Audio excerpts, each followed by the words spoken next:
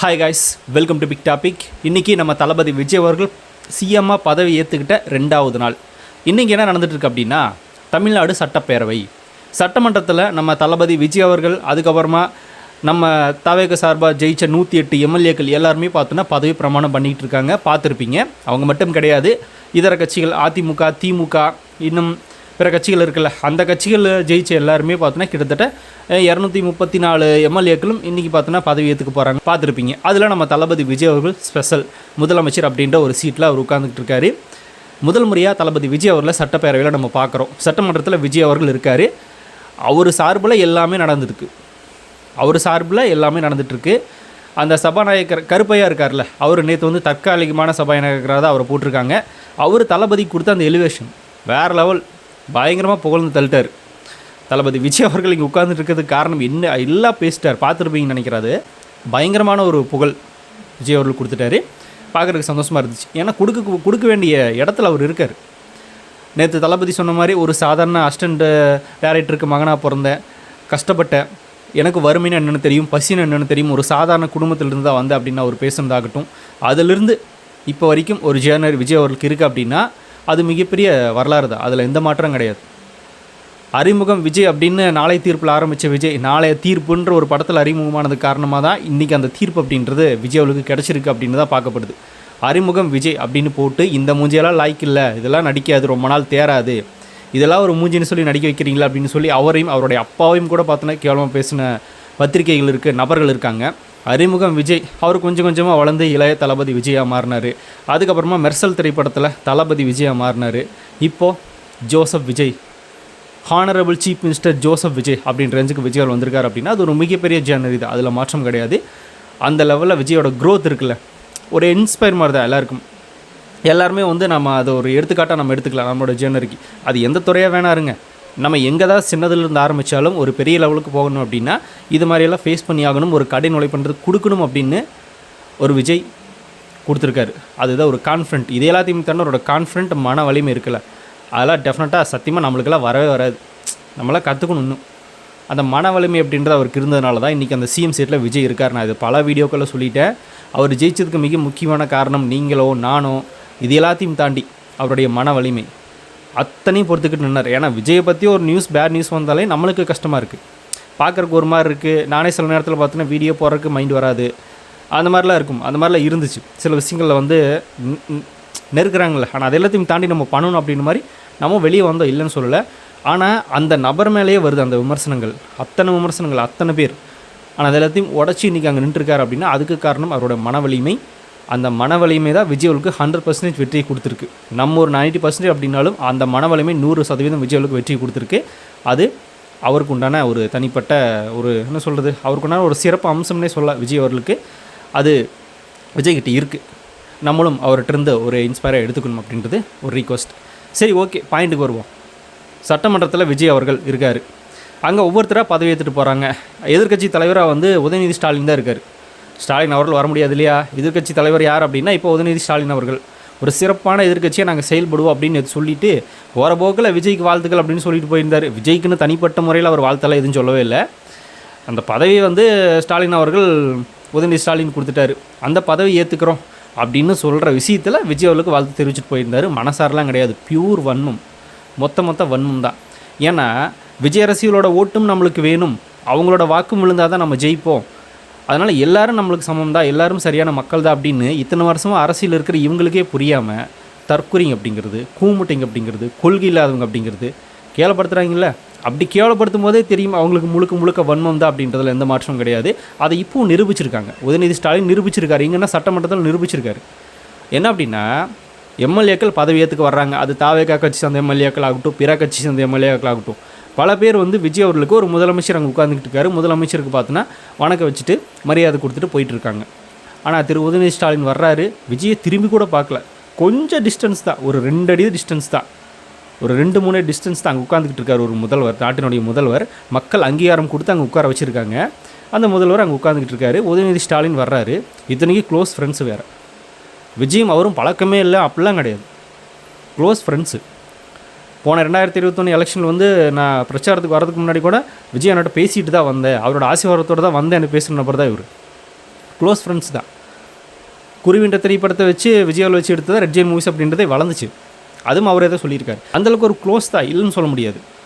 அவரும் இவர் வேறு பார்த்தோன்னா 5 வருஷமாக பதவியில் வேறு இருந்திருக்காரு சேப்பாக்கத்தில். அவர் தானே எம்எல்ஏ, துணை முதல்வர் பதவியில் வேறு இருந்தார். அரசியலுக்குள்ளே வந்தும் கூட ஒரு மாண்பு தெரியாமல் ஒரு முதலமைச்சர் உட்கார்ந்துட்டுருக்காரு. அவரை பார்த்து ஒரு வணக்கம் வைக்கணும், சும்மா பிடிக்குதோ பிடிக்கலையோ வணக்கம் வச்சு தானே போகணும். அந்த மரபே இல்லாமல் விஜய் அவர்களை திரும்பி கூட பார்க்கல. ஆனால் அவர் உதயநிதியே பார்த்துக்கிட்டே இருக்கார். அவர் பார்த்துக்கிட்டே தான் இருந்தார். அவர் பாட்டுக்கு கம்முன்னு உட்காந்துட்டு பார்த்துக்கிட்டே இருந்தார் விஜய் அவர்கள். ஆனால் இவர் வரும்போதும் ஒரு வணக்கம் கிடையாது, போகும்போதும் ஒரு மரியாதையே கிடையாது. எந்த ஒரு மரியாதையுமே இல்லாமல் சபை நாகரிகம்னா என்னன்னே தெரியாமல் உதயநிதி ஸ்டாலின் அவர்கள் வந்திருக்காரு. அதுலேருந்தே நம்ம தெரிஞ்சுக்கலாம், பியூர் வன்மம் தான், வேறு எதுவுமே கிடையாது. எங்கள் அப்பாவையே பார்த்தோன்னே நீ சட்டமன்றத்துக்கு வரவிடாமல் தடுத்துட்டல, எங்கள் கட்சி மொத்தமாக டவுட்டில் காலி பண்ணிட்டல, பெரும்பான்மை அப்படிங்கிறது எங்களுக்கு ஒரு 100 கூட தொட முடியாத அளவுக்கு பண்ணிட்டல, ஆலமரத்தையும் சாச்சிட்டில்ல அப்படின்னு ஒரு வன்மம் தான், வேறு ஒன்றும் கிடையாது. இப்போது எதிர்க்கட்சி தலைவராக சட்டமன்றத்தில் நம்ம உதயநிதி ஸ்டாலின் இருக்கார். அப்படி இருக்கிறப்போ முதலமைச்சருக்கு அவர் கொடுக்க வேண்டிய மரியாதை கொடுக்கணுமா இல்லையா? அதெல்லாம் கொடுக்கல. அதுவும் ஃபஸ்ட் டைம் சிஎம்மாக வந்திருக்காரு. அதுவும் இல்லாமல் இன்றைக்கி ஃபஸ்ட்டு நாள் சட்டமன்றத்தில் போக போக முரண்பாடுகள் வரலாம், அசம்பாவிதங்கள் ஏதோ நடந்துட்டு போச்சு. ஆனால் ஃபஸ்ட்டு இன்றைக்கி சட்டமன்றத்துக்கு விஜய் வந்திருக்காரு. வராத நபர்கள் எல்லாம் வந்திருக்காங்க. அவர் பல பேரை, அவர் பின்னாடி இருக்கிற பல நபர்களை பார்த்தோன்னா கீழே இருந்த நபர்களை மேலே தூக்கி சட்டமன்றத்துக்கு கூட்டிகிட்டு வந்திருக்காரு. அப்படி இருக்கிறப்போ அதுவும் இல்லாமல் மக்கள் வந்து கிட்டத்தட்ட 1.25 கோடி மக்கள் வந்து அவருக்கு வாக்கு செலுத்தியிருக்காங்க. அதுக்கு ஒரு மரியாதைன்றது கொடுத்து கூட உதயநிதி ஸ்டாலின் அவர்கள் விஜய்க்கு ஒரு வணக்கம் கூட வைக்கல. சரி, வணக்கம் வைக்கணும்னா பரவாயில்ல, திரும்பி கூட பார்க்கல, அவரை பார்க்க கூட இல்லை. அத்தனைக்கும் எதிரில் தான் உட்காந்துட்ருக்காங்க, பார்க்கவே இல்லை. அதுலேருந்தே தெரிஞ்சுக்க இவங்கெல்லாம் பியூர் வன்மவாதிகள் மட்டும்தானே தவிர கொள்கை ரீதியாக நாங்கள் வந்து கோட்பாடு வைக்கிறோம், கொள்கை ரீதியாக அதை எதுவுமே கிடையாது. அதெல்லாம் சும்மா பேச்சு வெளியே சொல்லிக்கிறது. சபை நாகரிகத்தையே கடைபிடிக்க தெரியல. அப்புறம் இவங்கெல்லாம் எங்கே பார்த்தோன்னா கொள்கை ரீதியாக இருக்க போகிறாங்க.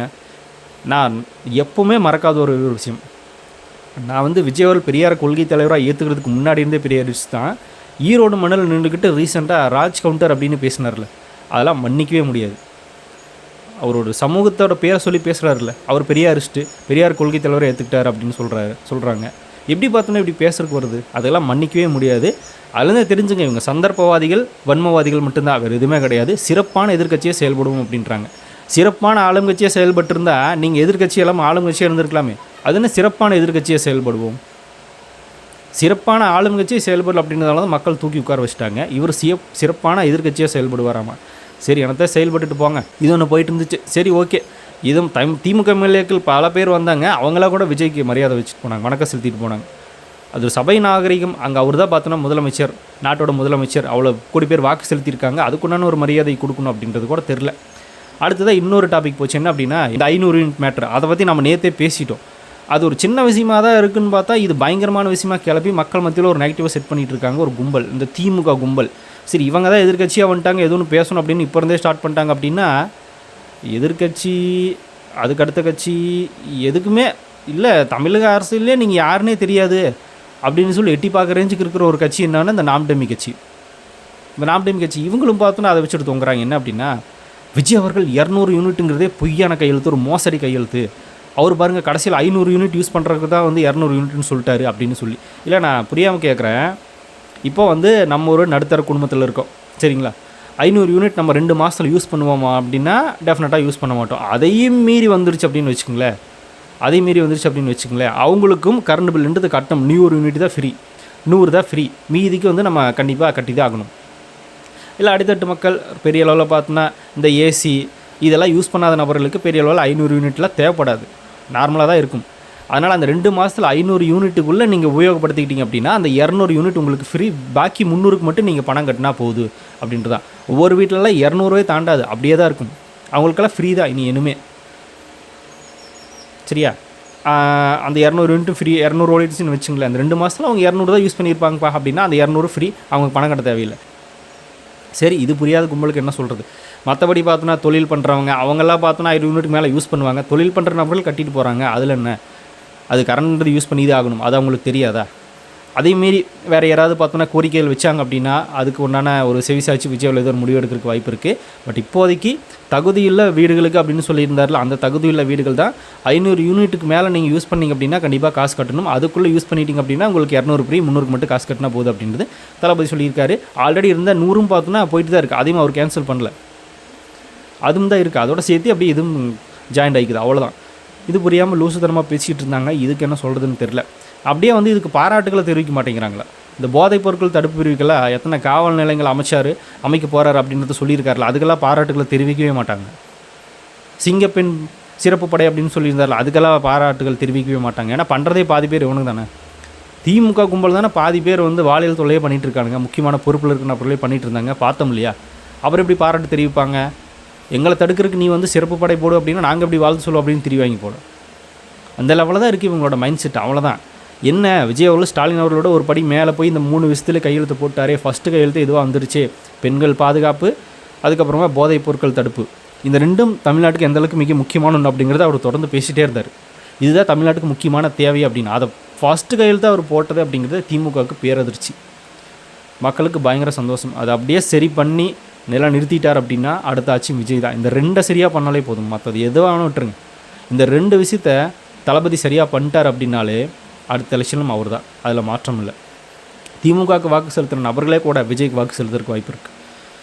சரி, ஓகே. இப்போது நம்மளோட ரிக்வஸ்ட் என்ன அப்படின்னா, தமிழக வெற்றி கழகத்தினுடைய தொண்டர்கள் இப்போ திமுக, அதிமுக, நாம் தமிழர் கட்சிக்காரங்கிட்ட அதே வார் தான், வேறு ஒன்றும் கிடையாது. இதுக்கு முன்னாடி என்ன வார் நடந்துச்சோ, விஜய் மேலே என்ன விமர்சனங்கள் வச்சாங்களோ அதே விமர்சனங்கள் அவங்க வச்சுட்டு தான் இருக்காங்க. நம்ம ரிப்ளை பதில் கொடுத்துக்கிட்டு தான் இருக்கோம். அதில் ஒரு படி மேலே போய் தான் அந்த வந்தே மாதரம் கான்செப்ட்னு வந்துச்சுல்ல, அந்த கான்செப்ட். தமிழ் தாய் வாழ்த்தை பின்னிக்கு தள்ளிட்டாங்க. தமிழ் தாய் வாழ்த்தை விஜய் அசிங்கப்படுத்திட்டாரு, அவமானப்படுத்திட்டாரு. பதவி ஏற்கும்போதே விஜய் அவர்கள் பார்த்தோன்னா இந்த மாதிரி ஒரு கேவலத்தை தமிழுக்கு கொடுத்துட்டார் அப்படின்னு பொங்குறாங்கப்பா. இப்போ ஆளுநர் வந்து தான் விஜய் அவர்களுக்கு பதவி பிரமாணம் பண்ணி வச்சார். அவர் இருக்கக்கூடிய சபையில், அவர் கலந்துக்கக்கூடிய நிகழ்ச்சிகளில் வந்தே மாதரம்ன்றது ஃபஸ்ட்டு ஒழிக்கப்படணும், அதுக்கப்புறமா தான் தமிழ் தாய் வாழ்த்தலாம் அப்படின்றத ஒரு முட்டாள்தனமான ரூல்ஸ் தான் கொண்டாந்து போட்டிருக்காங்க பிஜேபி, இல்லைன்னு சொல்ல முடியாது.